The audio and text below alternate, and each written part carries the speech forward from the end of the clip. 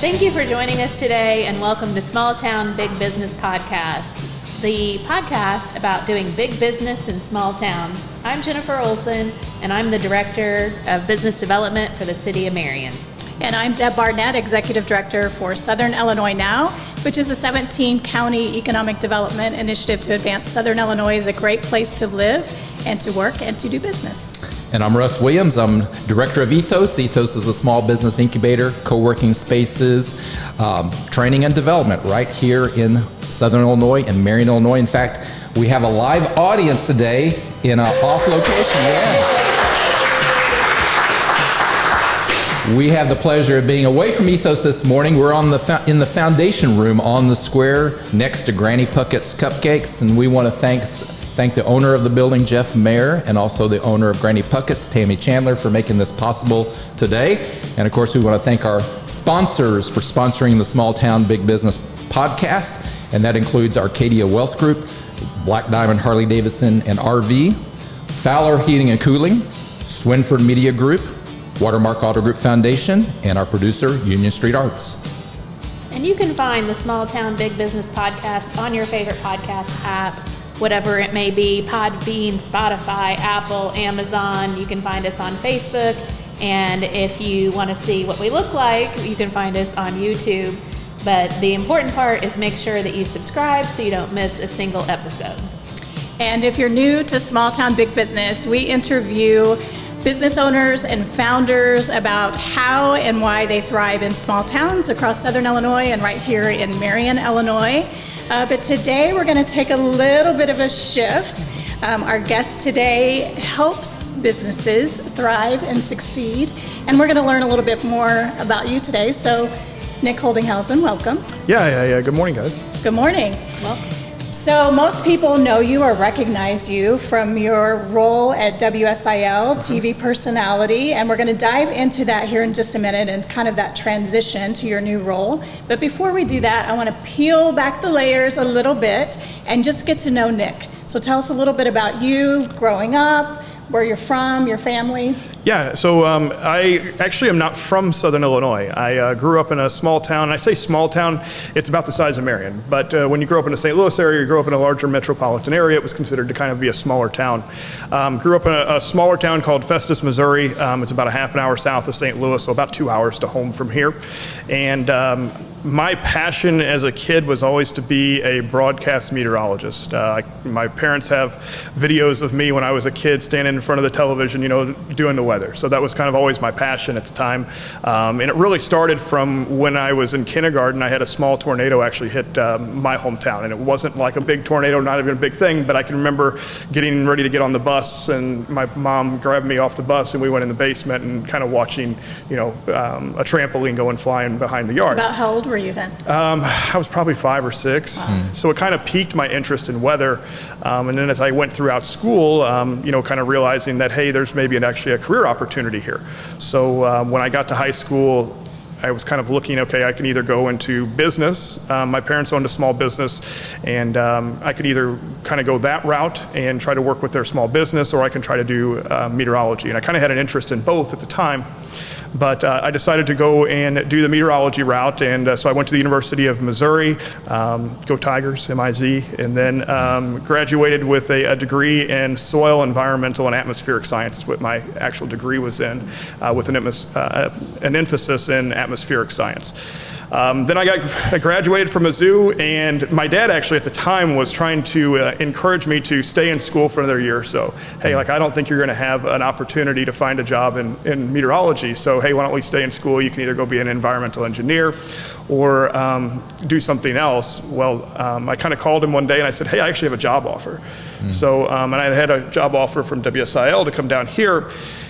And I kind of jumped at it, took about 2 weeks off, moved down to Southern Illinois. I lived actually in Craneville for about a year or so when I moved first down here. And then, if you ever watched me when I was first on television, I was not good. I was not good. So it took me, I had some great mentors at the time that kind of helped me get my feet wet and growing into that, and really fell in love with the area. I'd interviewed a couple different times throughout my career to move to larger cities, and it was just never the right fit. Always felt that this was kind of home. Always wanted to stay here. Yeah. Did you have meteorologists that you followed when you were a kid and maybe as you got into the field? Yeah, oh, for sure. And, I still do. I mean, like even to this day, you always have those folks that are kind of not only your mentors, but just watching what they do throughout the country. You can drop names. Yeah. No, I'm not going to name names, but I had a guy, when I interned at Fox 2 in St. Louis, I did have a fellow named Chris Higgins, and he's still like a great, great friend of mine and a fantastic mentor. But I still watch him sometimes. Okay, what does he do? What did he do? How did he do this? How did he explain this a certain way? Well, I'm going to put in a plug for Jim Cantori because he was here for the last eclipse, and hopefully he comes back in April of 24 to see us again and inspire great careers from his vantage point. Yeah, I think he's like that's probably the only time you actually want to see him in your area, because otherwise it means bad weather, right? He was not blowing in a raincoat, right. So it was good. So at some point, did you move from Craneville to the suburb of Marion? Yeah, so my wife and I, she's actually a former television reporter at WSIL as well, so that's kind of where we met. And then actually when we first kind of decided to move in with one another, we actually lived in Makanda for a little while. And then we lived in Carterville again, and then we actually moved to Marion. So we kind of have lived in different spots across Southern Illinois, but it's funny now because we love Marion, so there's never even, we would just never leave. I don't know, we have everything we need, so it's home. I want to go back to what you mentioned about being in high school and pursuing meteorology. I think about high school students today and their pursuit of what they want to be when they grow up, sort of thing. So did you have a support system, a large high school or people at your high school to help you, or your family, or did you just figure that out? Yeah, it was something I wanted to do. My parents kind of encouraged me, hey, do something you love to do. So again, my parents owned a small business, and major kudos to them. They didn't push me and say, hey, I need you to take over this business when we're done. They said, hey, we want you to do what you want to do, and if that's not what you want to do, then go do something else. It was something I really loved at the time. It was something weather is just my passion. So yeah, even through grade school, people would ask me, what do you want to do when you get older? And I want to be a meteorologist. And it was like that through high school as well, and then of course into college. So that's a perfect lead-in to the next question, which is sort of that burning question that everyone had when you accepted the role at SI Now for regional development and marketing. Here was this lifelong dream of yours as a meteorologist. You were chief meteorologist at our local station.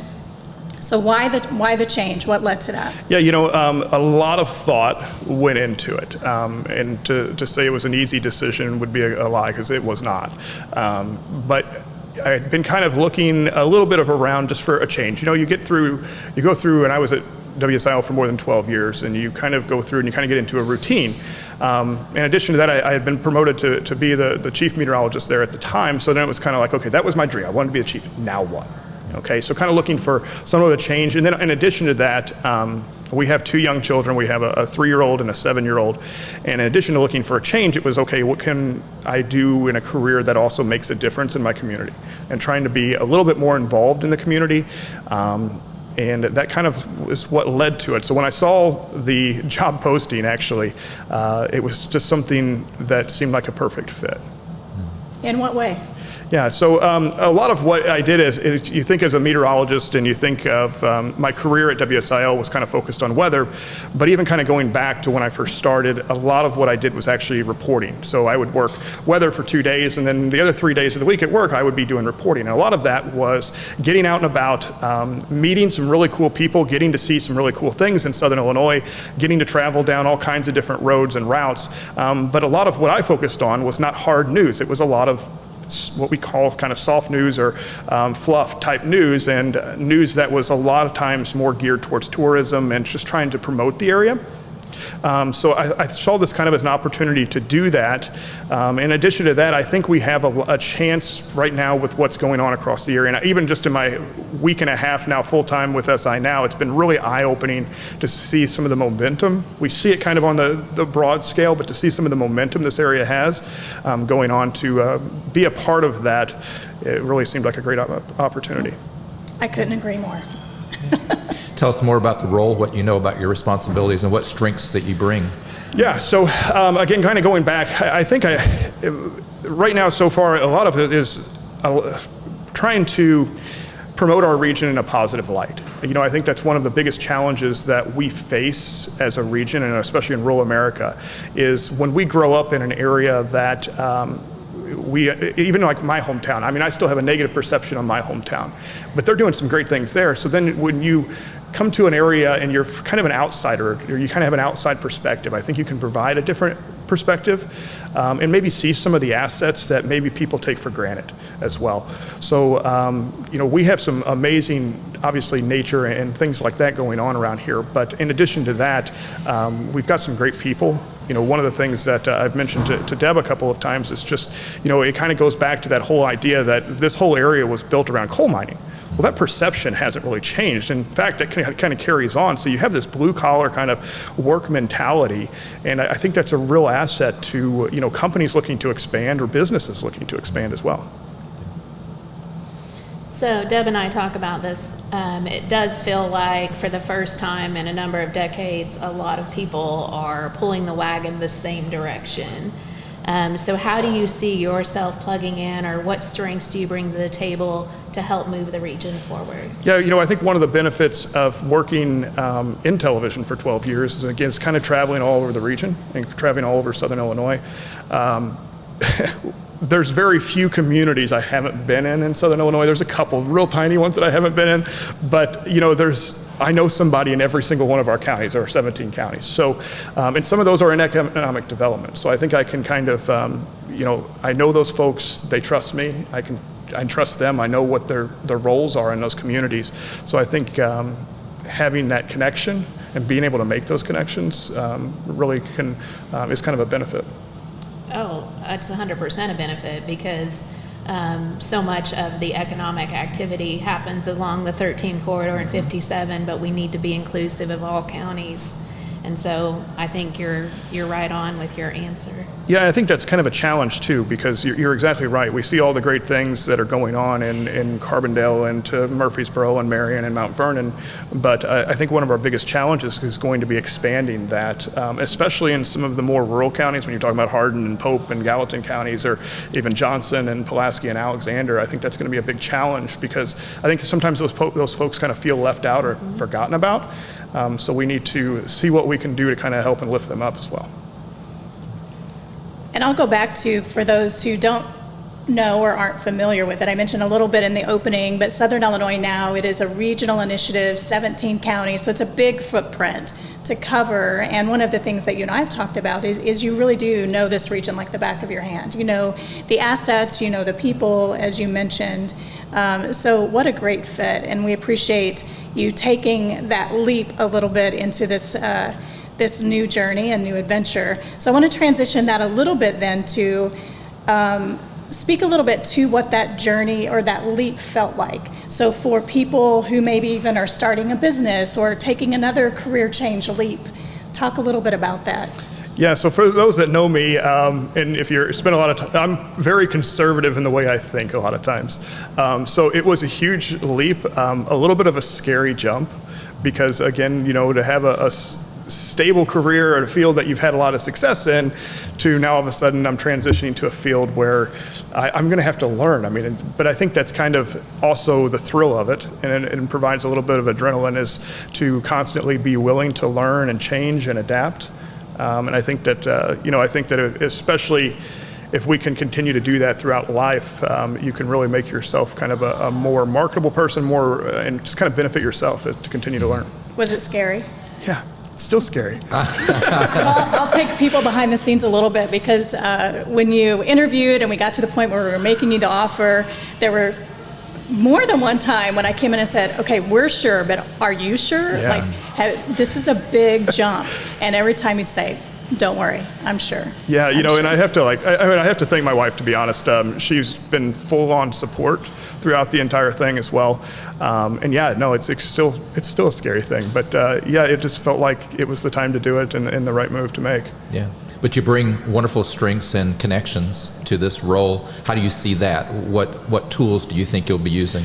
Yeah, I think, again, just kind of knowing folks in those counties, and I'm not scared to call people. That's the thing. I know everybody wants to email and text and this and that, but if you don't, I can be a little persistent sometimes. If you don't respond to my email in like a day, usually I'm like calling you, like, why haven't you responded?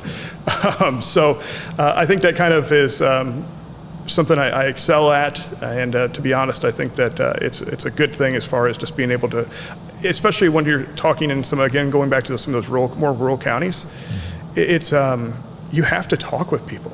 It's not just emailing, it's not just even making a phone call. You actually have to go there, and you have to talk and kind of hear their concerns and hear their needs, and kind of go throughout the entire process of seeing how they feel and trying to connect with them as well. So SI now has a lofty goal of preaching the gospel outside of our area in the hopes that we can recruit residents, students for SIU, businesses to come here. But we also are working to overcome our internal issues and really get people to have pride of place and love this area. We think they do, it just doesn't always come out across the lips. So do you have any favorite places or places that you like to take your family that really stand out, that if you're, have that minute on the airplane or in the elevator, you want to tell them, come to Southern Illinois and see? Well, I was just telling Russ before we went on, my wife and I are going, I'm not going to name the exact area, but we're going to a spot over Labor Day weekend that also has some wineries, and we're going to go stay there. And it's outside of Southern Illinois. But when I'm looking at it, and we're looking for things to do outside of going to wineries and going to restaurants, which we like to do, there's not as much to offer as what there is here. So I think that's really something we have here. And it's a tourism thing, but we have, great, we have wineries and we have restaurants, and that's fantastic. But we have so much to offer here besides that. I think about the Shawnee Bluffs Canopy Trail, you think about kayaking on the Cache River, or you think about visiting Bald Knob Cross of Peace, or you think about Garden of the Gods and all of that kind of stuff. We just have, to me, so many different options in addition to, just some of the same things that other places have to offer. And I understand what you're saying about the tourism piece, but there is kind of a fine line, because all the things that you mentioned, all the places you mentioned specifically, are quality of life too. And it doesn't do us any good to recruit jobs and companies if no one wants to live here. We certainly have the reasons for people to want to live here. We just have to tell them about it. Yeah, and that's been the one thing. We're kind of working to update the SI Now website and going by a county basis and kind of looking through the area of some of the assets from that perspective as far as a tourism perspective, but also look at it from a business perspective. And it was even eye-opening to me to see just some of the, Deb says it all the time, the rivers, the rails, runways, and roads. Yes. The R4 R4 advantage, yes. So it was kind of eye-opening to me to see, some of the things that pretty much each county in our area has to offer. So, you're talking about Class 1 railroads going through and putting that in. Okay, if your county doesn't offer a Class 1 railroad almost going directly through it, then you have access to the Ohio River, or you have access to a major interstate. In fact, going through the entire list, each one of our counties had at least one of those. So to me, I don't know that there's that many areas from a business and logistics standpoint that offer all of that.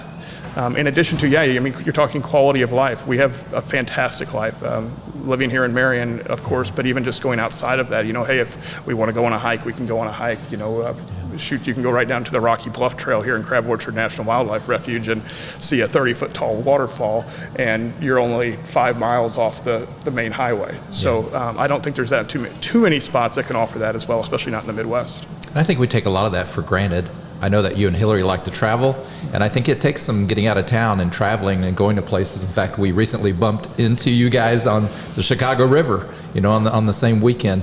So to get out and see other communities and maybe, put that spectator vision, those goggles on, as our Mayor Absher talks about, and come back and view your city or view your community in a different way. Yeah, I think so too. I mean, you can go to Chicago, and I've told you we love Chicago, we love going down there, but you can even see some of the things that they're doing. Okay, how can we do that in a smaller scale here in our community, or take some of the ideas, and you're seeing some of it. I mean, even right here where we're sitting here on the Marion Square, you're seeing some of those ideas that are coming from bigger cities, and just seeing some of the revitalization of the square. So we've talked about you understand the region. Also, you're bringing that outside perspective in many ways. But I know we've also talked about a little bit about your why and your family, and kind of seeing this region and its growth potential and opportunities from your vantage point as a 30-something, a young family here. Talk a little bit about that, and maybe what other families either looking to move here or already here, what they might find. Yeah, I think one of the things you hear or you see on social media all the time, and I have friends that have told me this all the time, is, hey, I have a kid that's going through high school here in Southern Illinois, and for such and such to succeed, they have to leave. But why? I mean, realistically, we have opportunities here. We really do. I mean, talk about some of going through the growth, and we've got, a new plant going in Mount Vernon we just discussed, and we've talked about the, General Cable or Prysmian kind of expanding into Coin. There are opportunities here. And all of the amazing expansion happening here and growth happening in Marion. Yeah, and I mean, then you talk about going to, and some of these we have also a great university here to help. But, we were at our conference and our event a few weeks ago for SI Now. We had 2 different engineering firms come up, and they're begging for engineers here in Southern Illinois.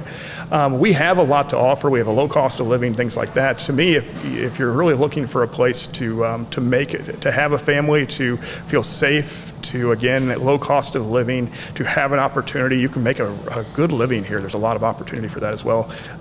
There's really not a better spot.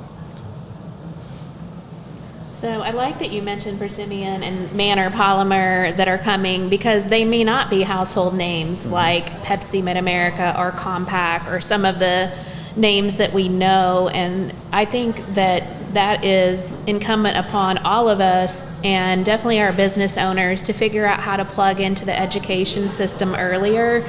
So whether that is taking opportunities to speak at our area schools, or having an intern from one of our fabulous junior colleges, or SIU Carbondale, we all have to play a role in letting the next generation know what opportunities are here. Are there any other opportunities that you have run across since you have gotten your feet wet in 17 counties that you were surprised is here, or? I'm still kind of learning, but, just to kind of see some of the growth.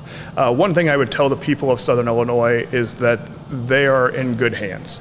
To be, you see it just being a resident and working at a television station. I always felt like I was a little bit more in tune of kind of what was going on in the area, but to now actually be involved in it, and to see the people that are working behind the scenes to build up this area, the area is in good hands, that's for sure.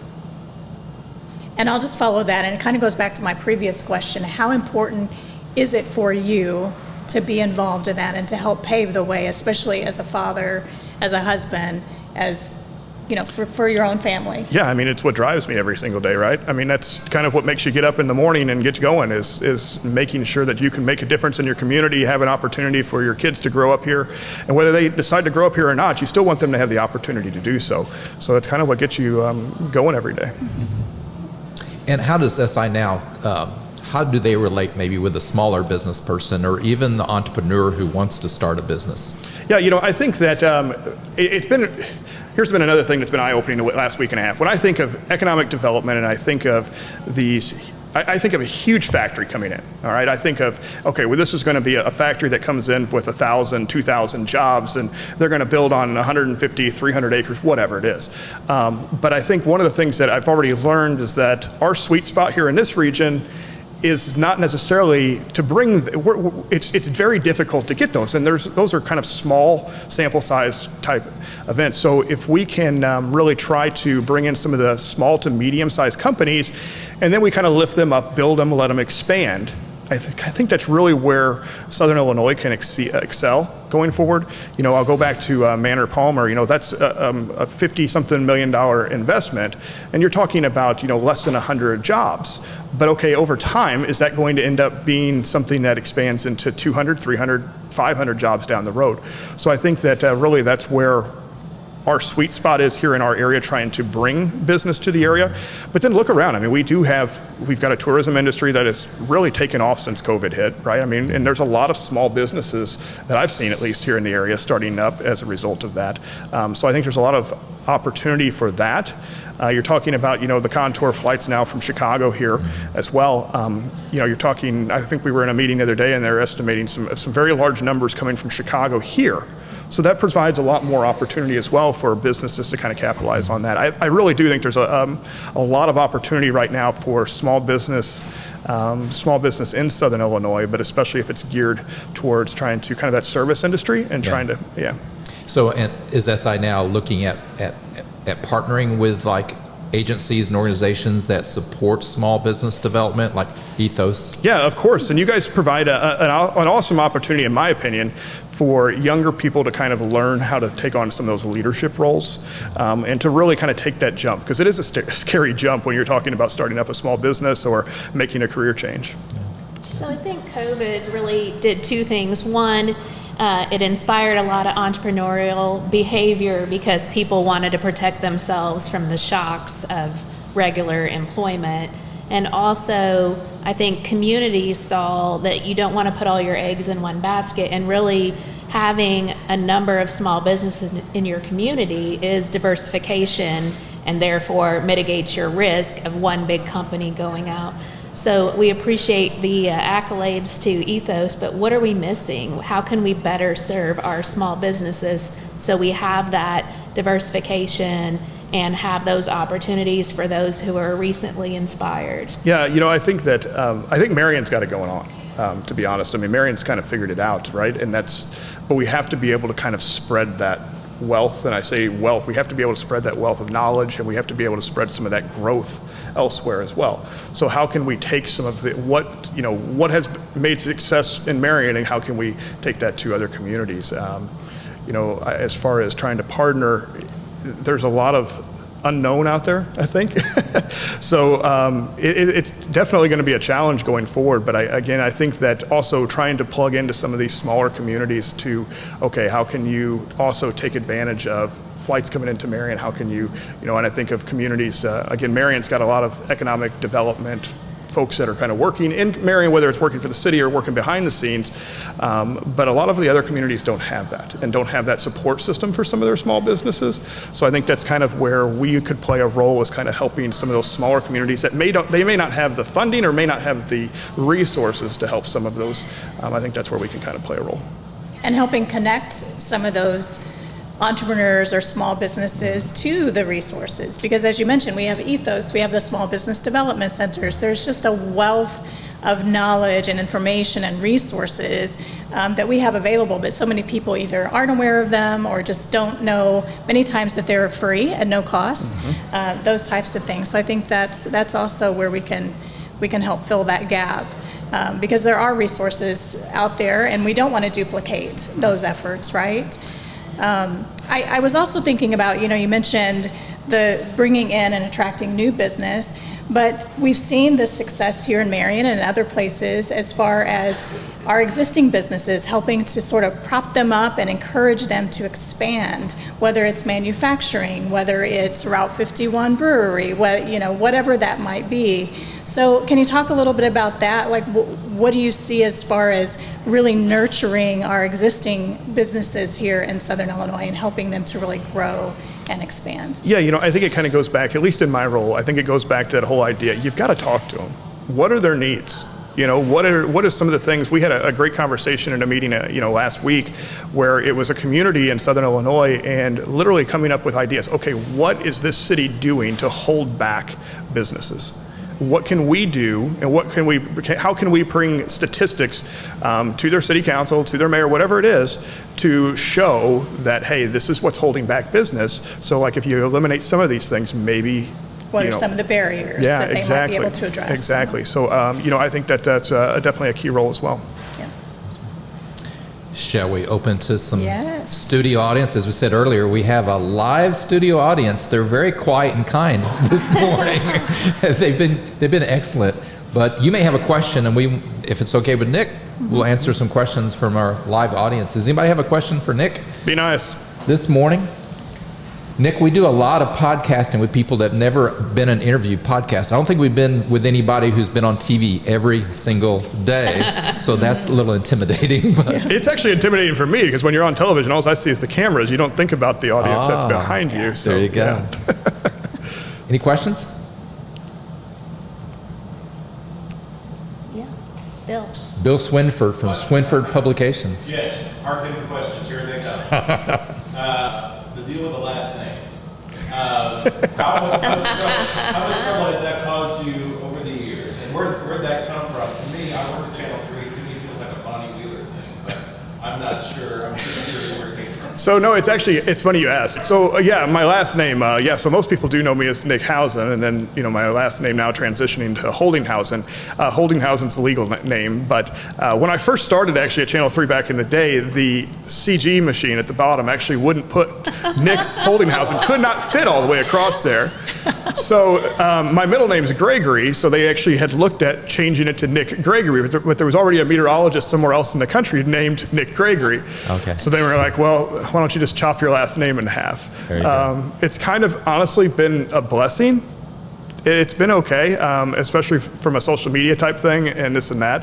And I've kind of embraced it. I don't know if I offended anybody in my family, but I've kind of embraced it. And it'll be kind of interesting kind of going back and transitioning back towards Holdinghausen. But That's interesting. So it's like the football jersey that can't hold the. oh, you should have seen my jerseys as a kid. It was always like, my name was always. That's great. Thanks, Bill. Other questions for Nick? Come on, you guys have juicy questions. I want to hear some things. Or for anybody. Yeah. I've got a question. Nick, how do you see transitioning from typically talking to a screen to going to face-to-face interactions on a daily basis? And do you see any hurdle in your path with that concern? Yeah, it's definitely a little bit more intimidating. I mean, when you have eyeballs on you, it's a little bit more intimidating than just looking at a camera and not even thinking about an audience behind you. I do have some experience in public speaking outside of television. Again, going back to even when I was a meteorologist reporter, it's talking with folks. I did a lot of school visits. I've also talked with a lot of Chamber of Commerces and Rotaries and things like that. Back then it was talking about weather, so it's going to be a little bit of a different topic. One thing that I've kind of always prided myself on is I'm a lot more confident if I get into a room of folks that I'm talking to that I feel that I know more about it than they do. So I think I know that's kind of seems weird, but if I think I can, learn and be able to present, certain facts and different things like that, I'll be all right. Any other questions? As Jennifer said, for anybody.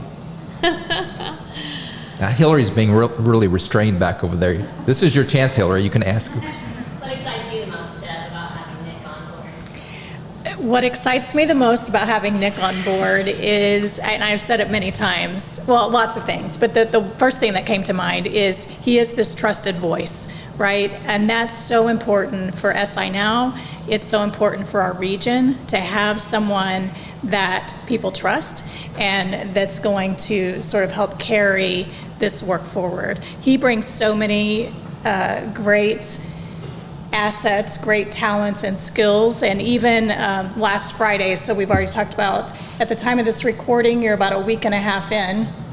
So last Friday, we were actually leaving a meeting here in Marion, and I said, it doesn't feel like it's only been 5 days. I feel like we've worked together forever. It's just been easy. He's a get it done kind of guy, and again, we can trust him to be out anywhere in the region and really be able to relate to the people, but also be able to relate to those that companies or executives or anyone else that we're bringing in. So that to me was, you can't teach that. So that's important. Good question. Any other questions? No? Nick, was there anything else that you wanted to cover? Again, just kind of going back to that idea of, I think that we always have, if we live in a place long enough, you grow up in an area, you have this negative perception of it. But we really do have a lot going on right now. There's a lot of momentum being built in this region. There's a lot of momentum ongoing right now in this area. And again, just you don't see the people that are behind the scenes constantly working, but there's an army of them. and really working to move this area forward, and it's in good hands. Excellent. And even beyond, negative perception, but just taking for granted, right? All the wonderful things that we have. And so one of the things that we've talked about is all the time we want people to be saying, I had no idea, right? And in a very positive way. Like, I had no idea that this company was right in our backyard and shipping things all over the world. I had no idea that, you fill in the blank. And you never know who you're going to run into. I mean, Right. you don't know, even in this area, so trying to always have that same positive message going forward and really talking with folks about it, I think that's a key for us. Excellent. Well, Nick Holdinghausen, Southern Illinois Now, thank you so much for joining us today. Thanks for really having me. appreciate it. Been a great guest for us. And so we want to thank everybody who supports small town big business and those that might be listening to this recording later, but especially our live audience who's here today. Let's hear from the live audience. I want to thank everyone who's joined us today, and especially want to thank our hosts. And so Jeff Mayer, who did sensational work on this building, the Goodall Building in downtown, part of the revitalization of Tower Square Plaza here in Marion. There's a lot of sweat, blood, and tears in this building. We're in the foundation room on the square next door to Granny Puckett's, and we also want to thank the owner, Tammy Chandler, for having us here today. And so thanks again to our sponsors for Small Town Big Business, Arcadia Wealth Group and Black Diamond Harley Davidson and RV, Fowler Heating and Cooling, the Swinford Media Group, Watermark Auto Group Foundation, and of course our producer, Union Street Arts, and thank you to Luke O'Neill for making us look and sound so good on every podcast. If you want to know more about our businesses, EThOs in particular, a small town, small business incubator here in downtown Marion, we offer co-working spaces, training and development. You can contact me. I'm Russell Williams. You can contact me at russell@watermarkethos.org, or on Facebook, we're at Ethos at the Citadel on Tower Square Plaza. Yep. And for Southern Illinois Now, you can find us online at southernillinoisnow.org, where you'll find contact information for me, for Nick, see all of our board, but also our social media channels that we're on as well. And if you want to know specifically about City of Marion, you can find our website. We're on all of the social media platforms. Please do go out and follow us. And speaking of following us, please subscribe so you don't miss an episode. And if you are new to listening to podcasts or specifically to Small Town Big Business, please go back and listen. There's some really great content, 2 years worth of it, and I know we talk about it all the time, that a lot of times we're interviewing somebody that we think we know, and almost every time we get some new nuggets of information or we learn something. So go back, start from the beginning, and give it a listen. Subscribe so you don't miss an episode on your favorite podcast platform or on YouTube. Yeah. Again, I'm Russell Williams. And I'm Deb Barnett. Jennifer Olson. Thanks for joining us. Have a Thank great you. day.